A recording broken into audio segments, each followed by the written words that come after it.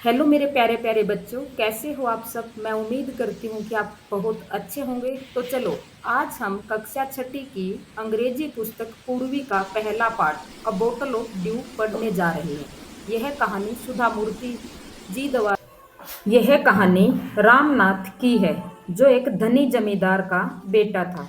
उसके पिता ने मरने से पहले उसे जमीन के बड़े बड़े खेत दिए थे, लेकिन रामनाथ ने एक दिन भी अपनी जमीन की देखभाल नहीं की। ऐसा इसीलिए था क्योंकि उसके मन में एक अजीब सा विचार था। वह मानता था कि एक ऐसा जादुई पेय होता है जो किसी भी वस्तु को सोने में बदल सकता है।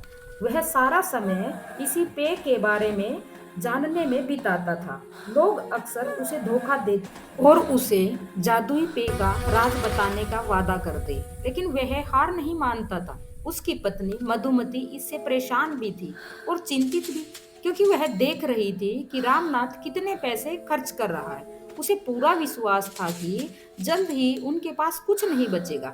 एक दिन Yes, महीपति in your travels नामक in एक प्रसिद्ध Himalayas, साधु I heard उनके how you नगर could में make such a आया। potion, but it is Ramnath उसका difficult. शिष्य बन Bring गया it to और me. उससे जादुई When you पेय have के बारे 5 में Magellan पूछने words, लगा। we have to learn. उसकी खुशी की सीमा न रही जब साधु ने बताया कि हाँ, हिमालय की यात्राओं में मैंने इसके बारे में बहुत सुना है, लेकिन इसे बनाना बहुत कठिन है। रामनाथ चिंतित हो गया, लेकिन सर्दियां तो केवल कुछ ही महीनों की होती है।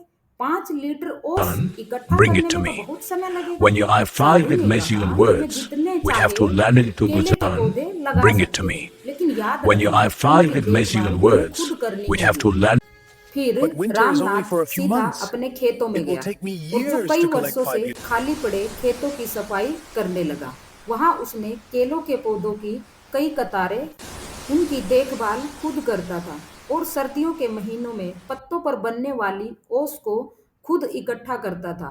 उसकी पत्नी भी उसमें मदद करती थी। मधुमती केलों की फसल इकट्ठा करती और उसे बाजार ले जाती और अच्छे दामों पर बेच देती। 6 साल के अंत तक आखिरकार उसके पास 5 लीटर ओस इकट्ठा हो गई। सावधानी से उसने ओस की बोतल साधु के पास ले गया। साधु मुस्कुराए और This is cheating. पानी पर कुछ गुदगुदाते हुए मंत्र जैसा बोलने लगे। फिर उन्होंने This is बोतल cheating. वापस देते हुए कहा, इसे आजमा कर देखो। रामनाथ ने उस बोतल की This कुछ is बूंदें cheating. एक तांबे के बर्तन पर छिड़की। इससे तो कुछ भी नहीं हुआ। रामनाथ This ने is साधु cheating. से कहा, But winter मैंने is only अपनी for a few जिंदगी के months. 6 It will कीमती take me साल years ऐसे to ही collect बर्बाद 5 कर liters. दिए। लेकिन साधु महीपति केवल मुस्कुराए और मधुमती को आगे आने के लिए बुलाया। वह एक बड़ा सा डिब्बा लेकर आई।